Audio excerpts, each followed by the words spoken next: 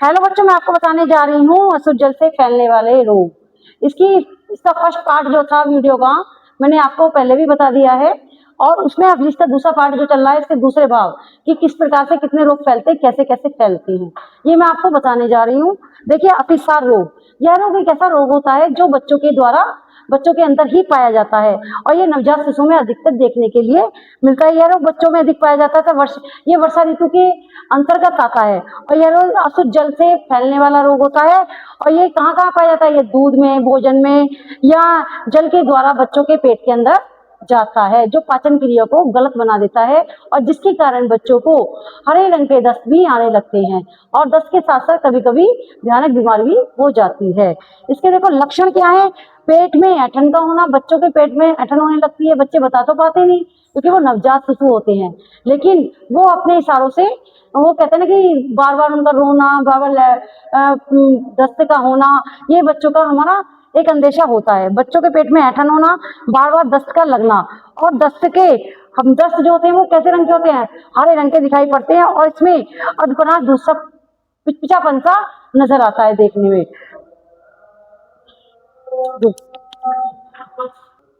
रोग के बचाव के उपचार, देखिए बचाव किसे कहते हैं? रोकथाम के उपचार।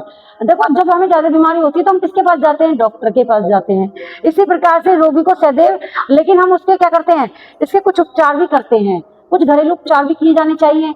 उसके बाद तब ज्यादा अनलिमिटेड चीज हो जाती है तो उसके कहते हैं ना कि बाहर को दिखाना चाहिए। इसी प्रकार से हम डॉक्टर के पास भी जाते हैं। पहले अपने घरेलू उपचारों को सही तरीके से करना चाहिए। रोगी को सदैव, यानी कि बच्चे को, नवजात शिशु को सदैव ताजा दूध ही पिलाना चाहिए। दूसरा, बोतल को गर्म पानी में उबालकर धोना चाहिए।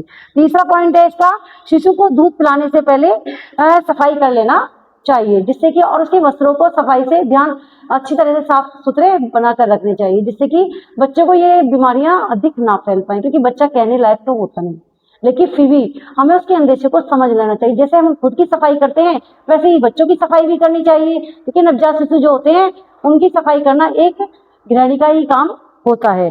देखिए, ये यहाँ तक तो मैंने आपको समझा दिया कि अतिसार रोग क्या होते हैं, इसके लक्षण क्या होते हैं और ये कैसे कैसे दिखाई पड़ते हैं, और इसके बचाव के उपचार भी मैंने आपको बता दिए हैं।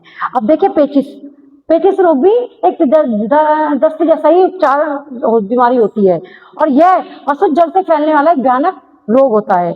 ये पाचन क्रिया को से संबंधित होता है। क्यों संबंधित होता है? क्योंकि इसका इफेक्ट जो पड़ता है, इसका प्रभाव जो पड़ता है पाचन क्रिया पर पड़ता है। अशुद्ध जल के द्वारा ही हमें घातक बीमारियों का सामना करना पड़ता है। और पेट में ऐंठन होती है। रोग में दो प्रकार के जीवाणु भी पाए जाते हैं। ऐसे रोगों में क्या है? पेचिस वगैरह में किसके जीवाणु पाए जाते हैं? एक वैक्सीलरी और अमीबा वाइट पक्षियों के द्वारा, यानी कि मक्खियों के द्वारा ये रोग पाए जाते हैं। रोग के लक्षण, अब देखिए लक्षण क्या होते हैं। देखने में कैसा लगता है, कैसा दिखता है, ये सब लक्षण ही होते हैं। कहते हैं बीमारी होने से पहले कुछ अंदेशा दे देती है कि ये बीमारी हो चुकी है।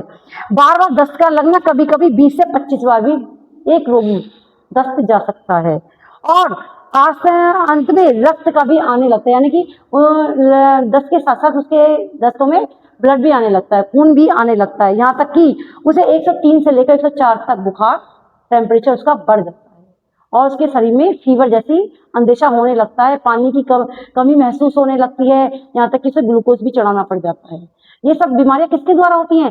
पेचिस के कारण ही होती हैं। अब देखो, रोग के बचाव। अब हमें रोग के बचाव के लिए क्या करना चाहिए?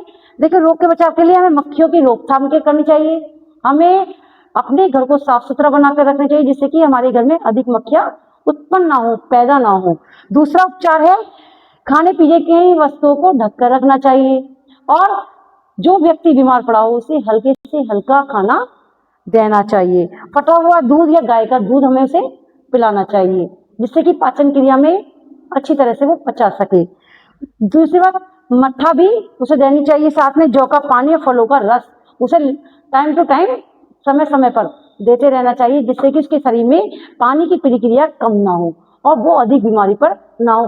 क्योंकि यही बातें देख देख कर उसके शरीर में एक फीवरनेस ले लेता है, यानी कि बुखार का अंदेशा उसके शरीर में आ जाता है। अब मैं इसमें ये सारे टॉपिक मैं आपको समझा चुकी हूँ। अब मैं इसमें टॉपिक से बनाकर कुछ क्वेश्चनों को मैं आपको लिखकर दिखाने जा रही हूँ, जो कि बोर्ड में आ सकते हैं और आने ही वाले हैं। मोस्टली टॉपिक के द्वारा ही मोस्टली क्वेश्चन में बताने जा रही हूँ। अब मैं इसमें आपको बताने जा रही हूँ प्रमुख क्वेश्चन। देखिए प्रमुख क्वेश्चन जो है जो कि बोर्ड में लगने वाले हैं, और इसमें से कम मिनिमम 2 क्वेश्चन तो आपके 100% आने ही वाले हैं। हैजा रोग किसे कैसे फैलता है, इस रोग के लक्षण और उपचार बताइए, जो कि मैं आपको बता ही चुकी हूँ और वर्णन भी कर चुकी हूँ। मक्खी द्वारा फैलने वाले रोग का नाम लिखिए, इस रोग के लक्षण व उपाय लिखिए। अतिसार व पेचिश रोग किसे कहते हैं, अंतर स्पष्ट कीजिए। और अशुद्ध जल से फैलने वाले रोग, कोई एक रोग का वर्णन करते हुए लक्षण व बचाव लिखिए, यानी कि कोई एक रोग। जी मैंने इतने सारे, मैंने आपको 4-5 रोगों के संक्षेप में वर्णन किए हैं, तो आपको जो भी बोर्ड में याद हो आप उससे बेझिझक उसके लक्षण, उसके बचाव, उसके उपचार, उससे होने वाली परेशानियां, सब कुछ उसके अंदर संक्षेप में वर्णन कर सकते हो। अगर आपने इस वीडियो को ध्यान से सुना होगा तो ही आप उसका वर्णन कर पाओगे, क्योंकि मैंने 4-5 रोगों के नाम जो बताए हैं बिल्कुल अच्छी तरीके से बहुत ही डिटेल रूप में बताए हैं। यदि आपको समझ में आई हो तो वीडियो को कमेंट कीजिए, सब्सक्राइब कीजिए और लाइक कीजिए। धन्यवाद।